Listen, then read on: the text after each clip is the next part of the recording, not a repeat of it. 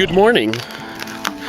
Climbing up on this rock I seen the brothers climbing up on last night to take pictures to see what the big frickin' deal is. It's kind of nice up here.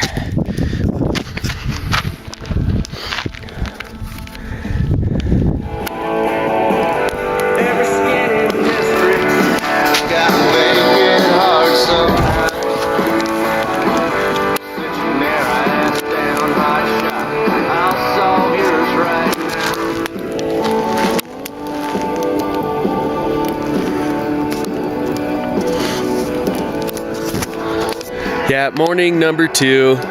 We had a weird truck come by in the middle of the night. Not all the way out to our campsite because we're pretty far out on this hill. And you see this remote road we came down. There's some pretty chunky parts in the road. I don't think you could get down it in a car.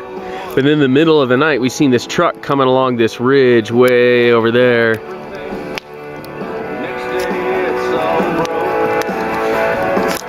And we watched him for a long time, and it was really creepy because it was pitch black, but the headlights would come shining over the trees and stuff, like, you know, UFO spotlighting us or whatever.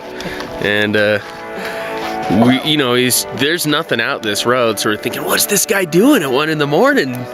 Okay, maybe it was only midnight, something like that. But anyway, he's cruising along the road, and then sure enough, he turned his headlights towards us, so it got kind of creepy. I went and I got my knife out, and I put it in my pocket, just in case. I did! Good idea. Oh, yeah, be ready. Jesse had water well up from underneath the tent. Joel's tent evidently leaked through the roof somehow. You know, it didn't rain really bad, but it would rain for just a couple minutes and get really windy and then pass by. My tarp shelter worked pretty good. I was warm and cozy and dry.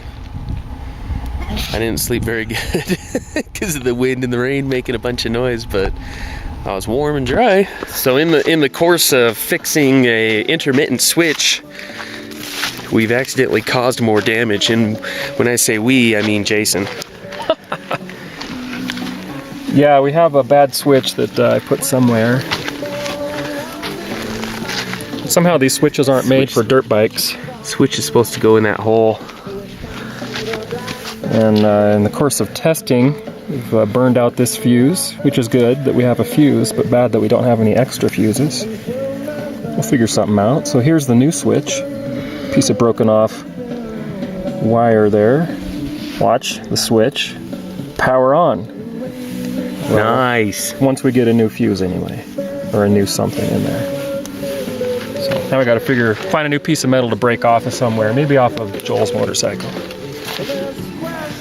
He's got too much metal. Yeah, he could start. We're warming the bikes up, getting ready to go, and we got the first damage of the day. First damage of the trip, actually. No, well, yeah, that doesn't count. Jason's bike fell over. That is supposed to be a mirror, like that one. I gotta say, Jason's actually having the roughest go of it so far with the broken USB port, now the broken mirror. He does need his mirror too, because he's always in front. All right.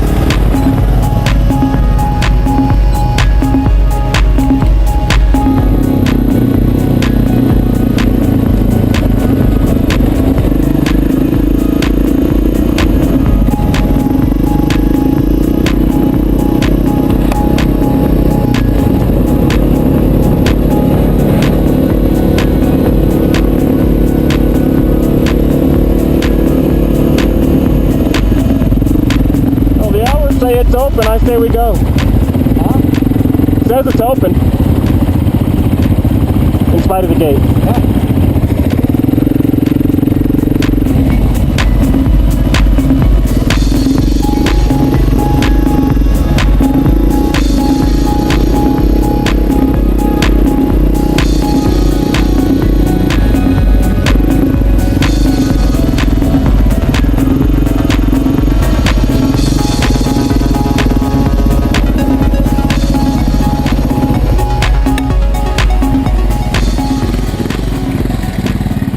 Look at this panorama.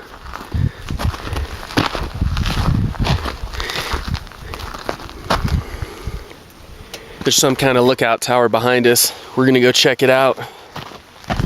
Let's go see. Whoop!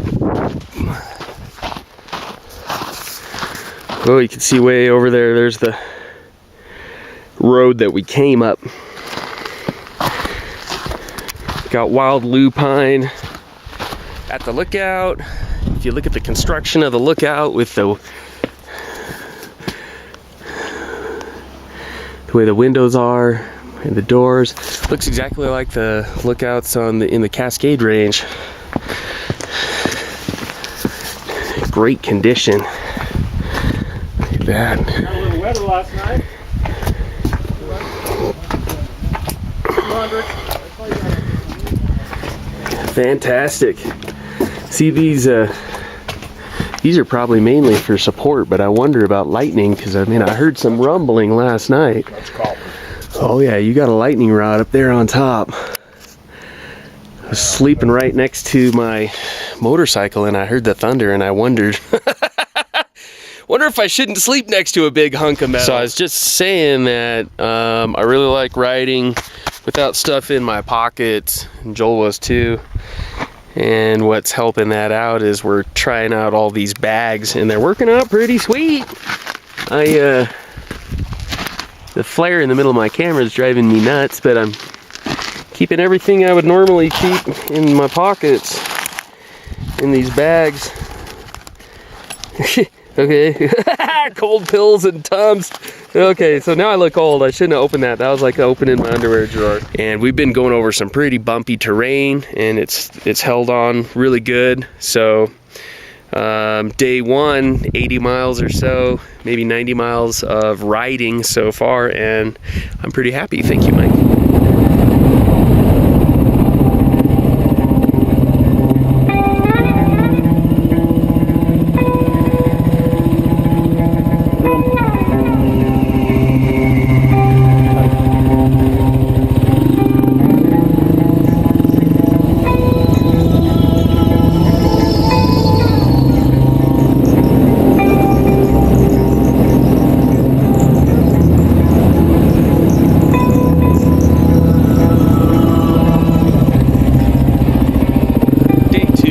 Noon, stopped to pump water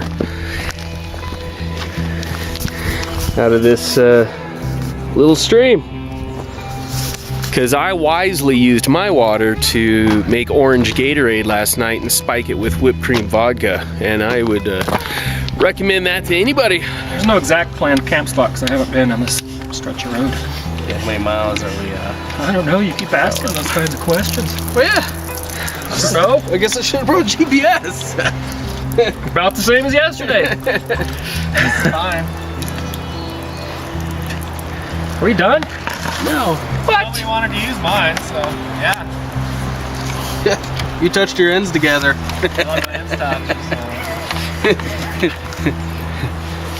Complaining about how much water I got here, but who had to use some for coffee this morning?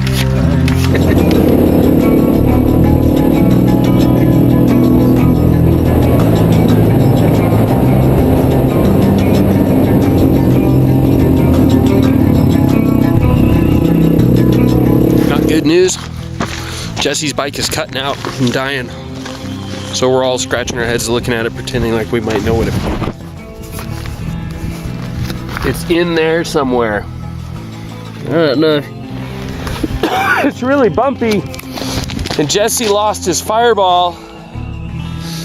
he lost his Fireball, and then he's having carburetor problems, so we stopped up the road quite a ways, and I'm sad to report I've seen this wet skid mark on the ground and a red cap there, and I picked it up and I smelled it.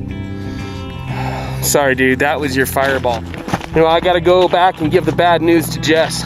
Well, pretty tragic business going on here. We're not quite to checkpoint 2. Jesse's having serious running problems. Jason just got the tank reseated. Check the carburetor, check the spark plug. We are crossing our fingers and hoping for that. Right, all the bikes are running again. We're at the top of some peak, but there is the Sawtooth Mountains off in the distance there. Jason worked his magic on the Husqvarna. Magic's the key word. Yeah. So the Husqvarna's back to operating order.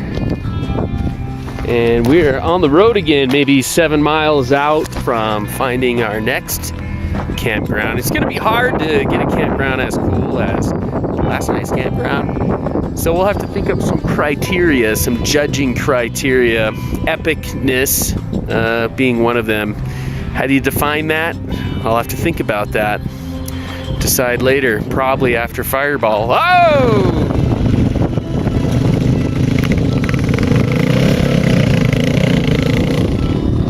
So this is a pretty fantastic checkpoint.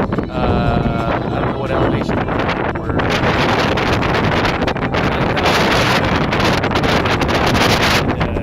we're gonna drop down into this near one. We made it to campground number 2, which wasn't at a lake because the lakes were too swampy and nasty. So we opted for the clean stream campsite so we could all take showers.